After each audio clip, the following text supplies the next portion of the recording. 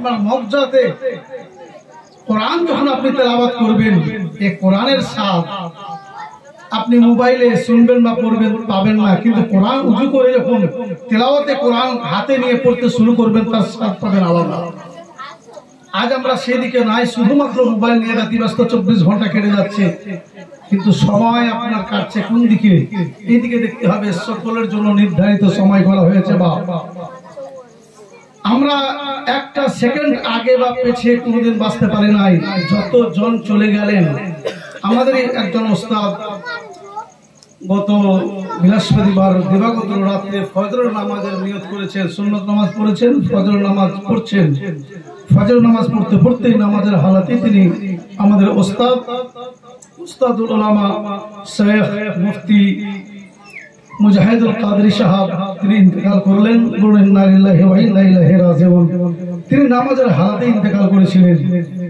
তার আগে সেই রাতটা কি করেছিলেন? সেই রাতটা উনি একটা জলসায় ছিলেন, 12:30 অবধি জলসা করেছেন। আল্লাহর ওলির শানে উনি শেষ বক্তব্য রেখেছিলেন। তাহলে একটা সুস্থ মানুষ তাই স্টেজে উঠে 12:30 অবধি বক্তব্য রাখলেন, তারপরে ঘুমালেন, উঠলেন, ফজর নামাজ সুন্নত পড়লেন, ফজর পড়ছেন, ওই মুহূর্তে তিনি ইন্তেকাল করছেন। ভাবছি আমাদেরও তামান্না, আল্লাহ তুমি আমাদেরকে মওত তো দিবে, কিন্তু মওলা সেই মওতটা যেন সেজদা হারাতে হয়। বলুন আমিন। তাহলে আমাদের মনের আকাঙ্ক্ষা মিটে যায়। এরকম কেউ চেয়েছিলেন? একজন আল্লাহর বান্দা 30 বছর ধরে বিভিন্ন গুনার কাজ করলো, বিভিন্ন গুনার কাজ। যখন মানুষ গুনাহ করে তার হৃদয় আল্লাহ পরিষ্কার রেখেছে, আস্তে আস্তে কালা হয়ে যায়। কিন্তু একটা ব্রেন, একটা কথা আপনি ব্রেনে রাখবেন। আচ্ছা বলুন তো বাবজি, আমরা কি নিজের ইচ্ছায় দুনিয়ায় এসেছি? একটু মা করবেন, আমরা কি নিজের ইচ্ছায় এসেছি? আমরা কি নিজের ইচ্ছায় আবার চলে যাব? আমরা নিজের ইচ্ছায় আসিনি, আল্লাহ পাঠিয়েছেন তাই আমরা এসেছি। আবার এই জগৎ থেকে আমরা চলে যাব? জি না, আল্লাহ ডাকবেন তখন আমাদের সব ফেলে যেতে হবে। আমরা আমাদের ইচ্ছা না যাবার, কিন্তু ডাকলেই যেতে হবে। তাহলে নিজের ইচ্ছায় আসা নয়, নিজের ইচ্ছায় যাওয়া নয়। তাহলে বলুন তো, নিজের ইচ্ছা বা কি করে চলতে পারি? এই জায়গাতে কি করে আমরা নিজের ইচ্ছায় চলতে পারি? নামাজ পড়বো না, রোজা করবো না, নিজের ইচ্ছা? জি না, আপনি নিজের ইচ্ছায় চলতে পারেন না। নিজের ইচ্ছা যদি চলেন তাহলে আল্লাহটা ইচ্ছা রয়েছে। আপনি নিজের ইচ্ছায় চললে আল্লাহর ইচ্ছা আপনাকে জাহান্নামে দিবে। বলুন আস্তাগফিরুল্লাহ। জাহান্নাম ভয়ঙ্কর ভাবছি। এটা সামান্য কাঠের আগুন জ্বালেন, সেখানে একবার হাতটা দিয়ে দেখেন। হাতটা আমরা 5 সেকেন্ড রাখতে পারবো, মিনিট তো দূরের কথা, 5 সেকেন্ড রাখতে পারবো? 5 সেকেন্ড 10 সেকেন্ড রাখতে পারবো এই হাতটা? কেমন করে ভাবছি? কাঠের আগুন।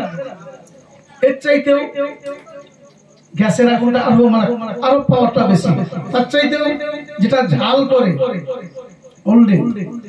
যে ঝাল আপনার সীসা মারে, এক লোহাকে অপর লোহাকে মিলিত করে, ওই আগুনটা আর এই কাঠের আগুনটা কি? হ্যাঁ, জি না, বহু গুণে পাওয়ারফুল। এ তো দুনিয়ার যত পাওয়ারফুল আগুন রয়েছে, এমনকি লোহাকে গলিয়ে নিজের নিজের মতো তারা তৈরি করে নিচ্ছে। আল্লাহ পাক এর চাইতেও ভয়ঙ্কর থেকে ভয়ঙ্কর আযাবের জায়গা হচ্ছে জাহান্নাম। ওই আগুনের পাওয়ারের কাছে এই দুনিয়ার কোন আগুনের পাওয়ার সব শেষ, আদৌ কিছু না।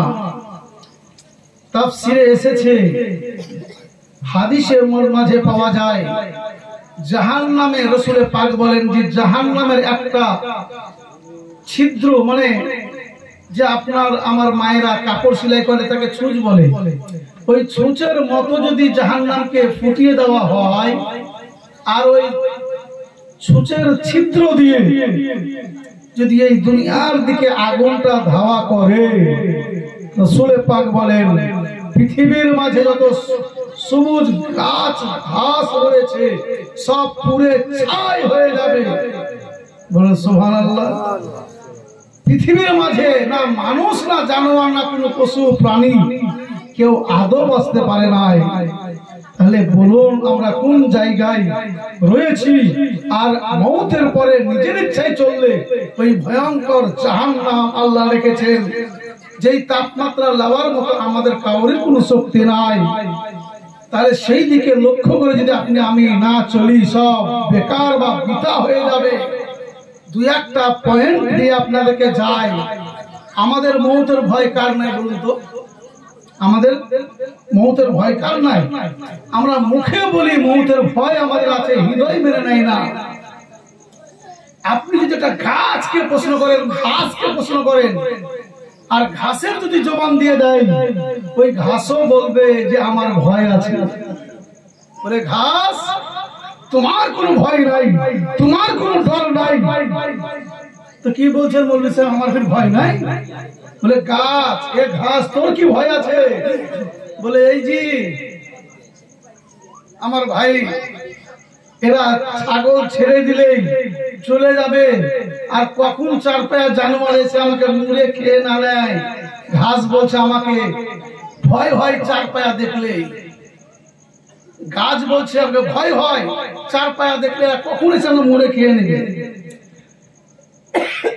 তাহলে গাছের ঘাসের ভয় রয়েছে যে জানোয়ারে এসে খেয়ে নিবে। সেই গাছের আর ঘাসের কিসের ভয়? প্রাণের ভয়।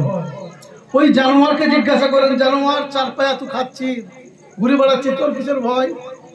চার পায়া জানোয়ার বলে, গরু ছাগল বলে প্রচুর ভয় আমাদের। কেন? বলে দেখছো যে টুপিধারী, এদেরকে দেখলে আমাদের পিলের পানি শুকাই যায়। কেন? কখন তালবারটা এনে ছুরিটা এনে বলে বিসমিল্লাহ আল্লাহু আকবার বলে গর্দনে চালিয়ে দিবে, আমাদেরকে হালাল করে খেয়ে দিবে। এদিকে দেখলে আমাদের প্রাণের ভয় হয়। অর্থাৎ একটা চার পায়া জানোয়ার, তার ভয় রয়েছে, ডর রয়েছে। কিসে? মা করেন মওতের। ব্রেনে রাখবেন কিসের? মওতের। ঘাসের প্রাণের ভয় রয়েছে কিসের? মওতের। চার পায়া জানোয়ারের ভয় মওতের। হাফিজ সাহেবকে, মৌলানা সাহেবকে, মুসল্লি সাহেবকে জিজ্ঞাসা করেন, বলে আপনারা তো খুব খাচ্ছেন আর ঘুরে বেড়াচ্ছেন, আপনাদের কিসের ভয়? আমাদের প্রত্যেকটা মানবকে জিজ্ঞাসা করুন, প্রত্যেকটা মানব বলবে ভাই রে, যতই আমরা সুখ শান্তি ভোগ করি না কেন, আমাদের একটা শেষ দিন আছে, আমাদের পেছনে মালাকুল মওত রয়েছে। কখন এসে ইসরাইল এসে আমাদের প্রাণটাকে নিয়ে নেবে। অর্থাৎ একটা মৌলবীরও ভয় রয়েছে, মুসল্লিরও ভয় রয়েছে। কার? মওতের। হযরত ইসরাইল আলাইহিস সালাম এসে প্রাণটা হরণ করে নেবে। তাহলে গাছের ভয়, চার পায়া জানোয়ারের ভয়, আমাদের প্রত্যেকটা প্রাণীর মানবের ভয় আজরাইল আলাইহিস সালামের। আপনারা সকলেই মিলে চলুন তো ইসরাইলের কাছে, বলে ভাই ইসরাইল, তোমার জন্য তোমার ভয়ে সব কাতর, তোমার তো ভয় না। হযরত ইসরাইল আলাইহিস সালাম বলেন, এ দুনিয়ার প্রাণী, এ দুনিয়ার মানুষ, তোমরা কি বলো? তোমরা কি জানো নাই আল্লাহর কোরআন বলেন কুল্লু নাফসিন যায়কাতুল মউত, প্রতিটি নফসের মওতের স্বাদ অবশ্যই চাখতে হবে। আল্লাহ ইরশাদ করেন, আইনা মা তাকুনু ইদরিকুমুল মউত ওয়ালাউ কুনতুম ফি বুরুজি মুশাইয়্যিদা, তোমরা কি জানো নাই যেখানেই থাকো না কেন অনিবার্য মওত তোমার কাছে পৌঁছে যাবে। তাই বোঝা গেল প্রত্যেকটা প্রাণী, প্রত্যেকটা গাছ, প্রত্যেকটা মানব, প্রত্যেকটা জানোয়ার এক কথায় নিজের প্রাণের জন্য ভয় ভীতি। হযরত ইসরাইল আলাইহিস সালাম বলেন, হে জগতের প্রাণীরা, তোমরা জানো না আল্লাহ পাক যেই দিন আমাকে বলবে, ও ইসরাইল, দুনিয়ার মাঝে কাকে তুমি দেখতেছো আর কি দেখতে পাচ্ছো?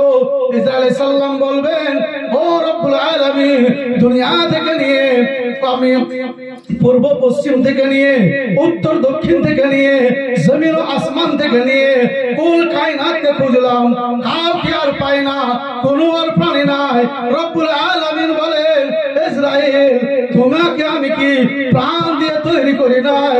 ইসরাইল সাল্লাম বলবেন অবশ্যই অবশ্যই রব্বুল আলামিন তুমি আমাকে আমার প্রাণ দিয়ে তৈরি করেছো। আল্লাহ পাক বলবেন ও হযরত ইসরাইল তোমার প্রাণটা বাহির করে আমার দরবারে হাজির করো না। আমি ইসরাইল সাল্লাম ওই মুহূর্তে আল্লাহর ভয়ে ভীতু হয়ে যেই দিন আল্লাহ অর্ডার করবেন আমার প্রাণটা বাহির করে আল্লাহর দরবারে হাজির দিতে হবে। সুবহানাল্লাহ। তাহলে বুঝা গেল এই গাছ থেকে নিয়ে ঘাস থেকে নিয়ে কুল কায়না থেকে চার পায়া জানোয়ার থেকে নিয়ে প্রতিটি মানব থেকে নিয়ে পশু পক্ষী থেকে আমাদের প্রাণের ভয় রয়েছে। হযরত ইসরাইল সাল্লামের প্রাণের ভয়